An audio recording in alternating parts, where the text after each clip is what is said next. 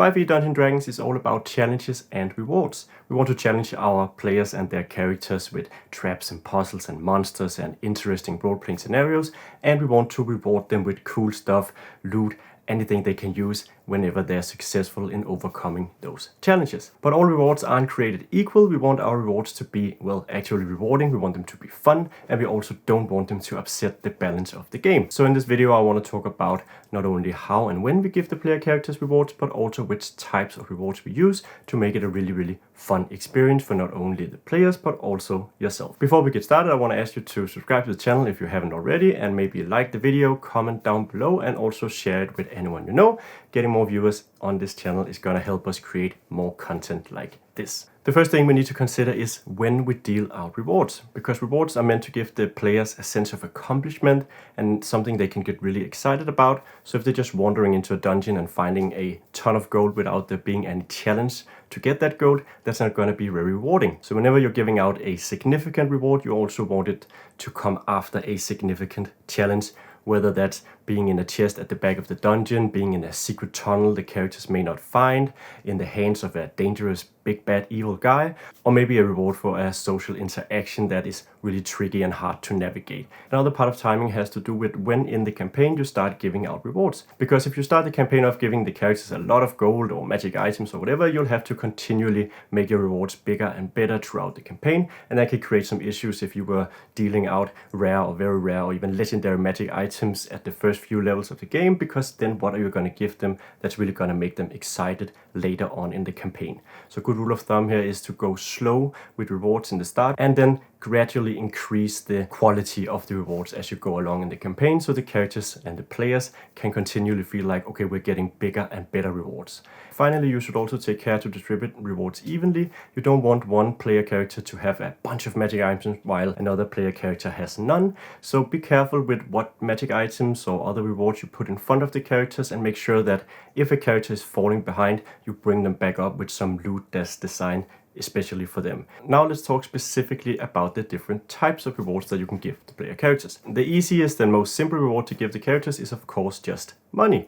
Whether that's gold pieces, gemstones, or rare art that can be sold, or even property, giving out monetary value is a very easy thing to do. Is something you'll probably do a lot, because finding a few gold pieces in a dead bandit's pouch is of course something that is going to happen throughout the campaign.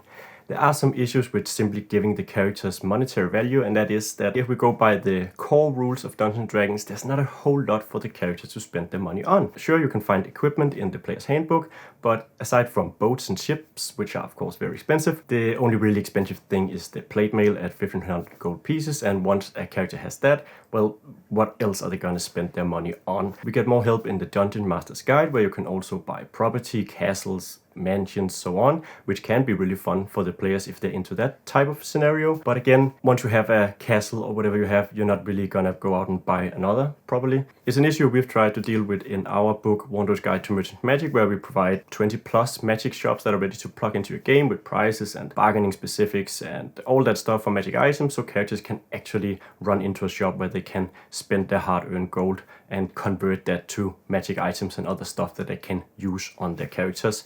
And that's an element that I would make sure to put in my game if I'm going to give out significant monetary rewards. And that leads neatly to the next most common type of reward we can give the characters, and that is magic items. Because magic items is a staple of fantasy tabletop role-playing games. It's half the reason we play the game is to play around with cool magical stuff, and giving out magic items is something that I personally love as a DM, and that I know that 99% of players love as well.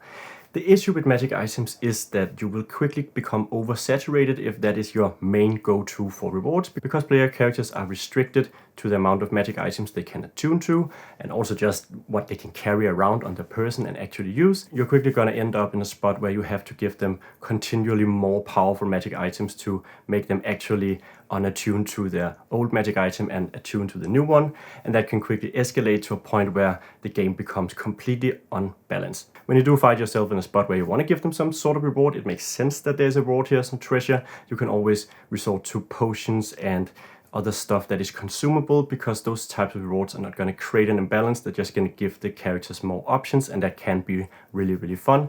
We also have a sort of fix for this oversaturation of magic items in our newest book, Milando's Guide to Magical Marvels, where we introduce magical runes that can be used to enchant items that are already magical. So you can either make a magical item more strong, or you can give it completely new features using these runes and enchanting them onto the item. That's a really fun way to make the items that the characters already have better, instead of just giving them a new one so they can replace their old item. In that vein, there are also upgradable items. In some of the rulebooks, you have Explorer's Guide to Wildmount and similar books that introduce these magic items that can become stronger as you level up or perform certain actions. And that's also something that we provide in Milando's Guide to Magical Marvels, where we feature these items that grow stronger when you have more of them or when you do specific things. And that's also a really fun way for the characters to get a reward without actually having to give them a completely new and more powerful magic item. Another fun reward you can give the player characters are mounts and companions, because having a companion is something that is usually reserved for a few subclasses or character classes,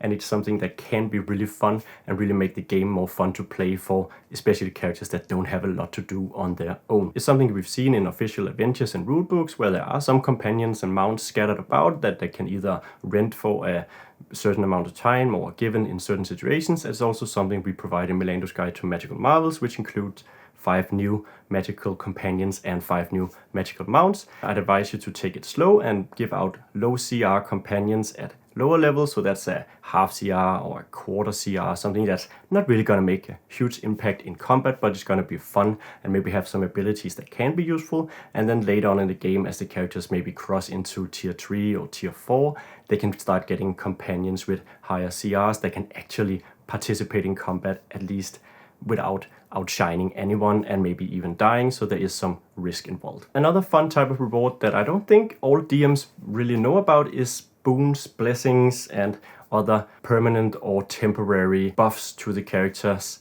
And that's something that we find specifically in chapter 7 of the Dungeon Master's Guide, way all in the back of the chapter after all the magic items. And there's a list of boons that are permanent. There's also some charms they can get where they can cast spells for a temporary amount of time. And then there are of course also epic boons, stuff that really increases the character's power level. And these are some fun types of rewards to give out in certain situations, especially if you're aiding a deity or a priest or something where it makes sense to get a sort of blessing. But they're often, at least in the case of those we get in the Dungeon Master's Guide, a bit one-dimensional, where it's just like +2 to an ability score or your AC increases, and that's not necessarily the most fun thing. So what we've done in Milando's Guide to Magical Marvels is actually introduce both hexes and spell marks, which are these sort of permanent boons you can get that also come with drawbacks. So you may get better at one thing, but you'll get this vulnerability, or you'll become worse at another thing.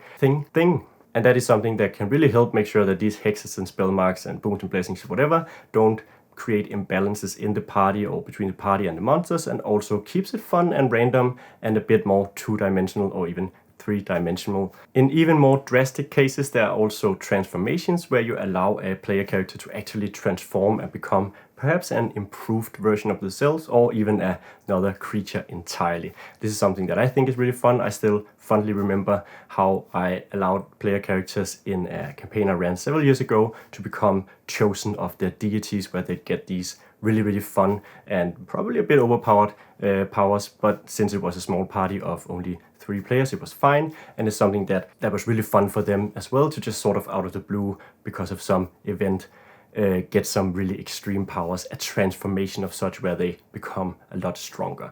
In Milando's Guide to Magical Marvels, we also introduce 4 new dark transformations that the characters can undergo, which can turn them into liches, lycanthropes, shades, or vampires. And this is done through feats the characters can pick up, but it's also feats that you can give the characters when they do certain things. So if 3 of the players in your party is getting a magic item or some other reward that they want, but one of the players, because you've spoken to them before, really wants to become a lycanthrope, let's say, you can allow that character, through whatever happens in game, to actually become a lycanthrope and get that first lycanthrope feat for free, perhaps. And that's something that can also be really fun and a very different way to reward the player characters. So these cover most of the rewards that I'll be giving out in my campaigns, but if you have some types of rewards that I've missed, or maybe you have some comments on the rewards that I've described here, please let me know in the comments down below, and please remember to like and subscribe as well. We really appreciate it. I should also mention that Milando's Guide to Magical Marvels is available on PDF now, and you can also pre-order the hardcover book, item cards, Marvel cards, and all that fun stuff. There will be a link to that in the description down below. If you want to support the channel and support what we do here and keep us from putting out these unskippable mid-roll ads, which everyone, including myself, absolutely hate, then you can also consider becoming a patron over at patreon.com/eventyr, where you will not only be supporting the channel and help us decide what videos we make, you'll also receive at least 3 5e encounters every month that are ready to be plugged into your 5e Dungeons & Dragons game. So yeah, beyond that, there's not a whole lot left to say, except thank you so much for watching, and I hope that I'll see you in the next video.